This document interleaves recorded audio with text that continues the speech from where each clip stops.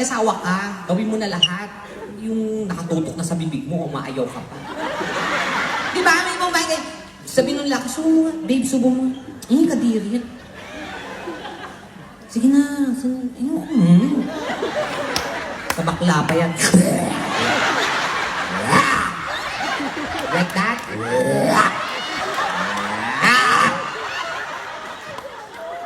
Pag meron kang asawa, gawin mo na lahat yan para hindi ka iwanan. Kaya iniiwanan kayo kasi hindi yung minsan nagagampanan yung gusto ng lalaki. Hinahanap sa iba.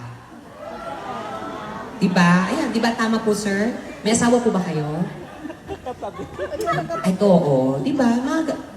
Dapat maging asawa mo naman, go all out ka na. Yung pakimik-kimik pa. Art-arty. Kami nga ubos na yung bank account, wala pa din. Oo, di ba kasi mahal-mahal sa Pilipinas? Dito, Diyos ko dito, ang sarap talaga pag nasa ibang bansa kami nag-show. Iba talaga, nakakalibre ako sa lalaki.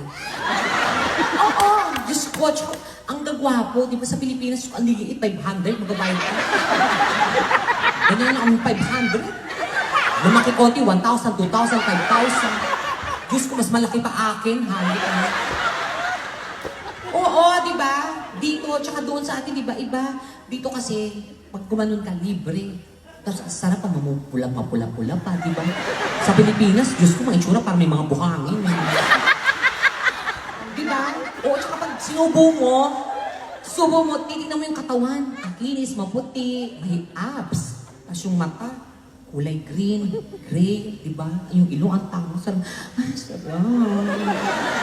Diyos ko, sa Pilipinas, pag ano mo, ang laki ng tiyan. Yung mata kulay pula, adik kasi, di ba? So, paano ka malilibugan?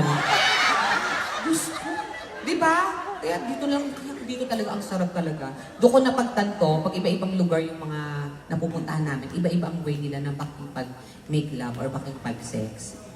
Pag Pilipino kasi mga tamad yung mga lalaki minsan. O ayoko na. O pag tinira ka niyan, 2 beses. 2 ungo lang marinig mo. Yung pagpasok at saka pagkatapon. O di ba, ungo mo niya parang, tapos wala ka nang marinig, mata na lang pa. Tapos malapit na, Hindi kasi pwedeng mag-ingay, kasi katabi yung nanay, pamangkin, kasi na-squatter. Ano ka mag-iingay katabi nanay mo? O diba, hindi binulabog kayo ng nanay mo. Diba? Ganun yun. Kaya hindi sila ingay. Pero nung napunta ako ng Korea, in fairness, ang masarap din. Oo, parang kinikwentuhan naman ako. Dating, nasa ang puputirin, makinis, mapula-pula. Pero sabi ko, ano ba yung, parang hindi nakakagana. Kasi nung ginalaw ako, parang, ano asay? So, Joella. Sana nila. Hindi nakausap itong hayop na to. Sana. Sana nila. Gago. Ako malilibugan na ganyan. Pero dito, di ba? Tsaka nung show kami ng Canada, America, ang sarap, di ba? Oo, yung mga amboy, yung mga half, yung gano'n, yung mga, iba talaga yung mga lapad, pagpasok pa lang, oh yeah. Ano, di ba? Oh, fuck, you like it, baby, motherfucker. Ano? You like it, oh shit, motherfucker, yeah, oh, gano'n! Motherfucker, oh yeah, you're so excited, motherfucker, yeah, you say, oh yeah, coming on, oh shit!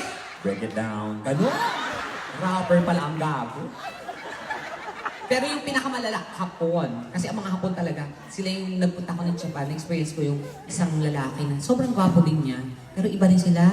Oo, talagang hayok na ito. Oo. Oo. Tapos, aso ka bang hayok ka? Tapos pag tumira yung mga iba, sino? Ano? Wala sino na! Gago ka, tinitira mo ako pinapagalitan.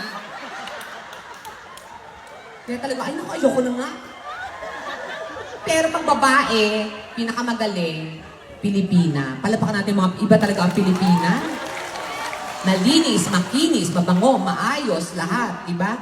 At saka ang Pilipina, pag talagang umungol yan, madadala kahit anong lahi. Oo, talaga pag iba, dami nag-react ko, diba? Yan yung mga, di pag ganun ang Pilipina,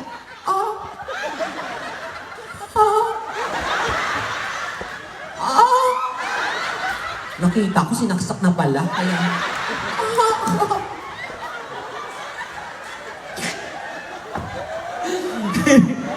Pero hindi, yung malala yung mga Haponesa. Oo, yan ang pinakamaingay pag binalaw na ka. Si Masi! Itay! Anong itay? Ganun pala sa kanila, umangko itay!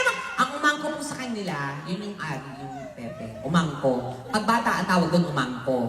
Pag nagdalaga ka na, umangkok na yun, lumalaki ka sa. Tapos minsan sunod, pag nanganak na, ubandihado na yun.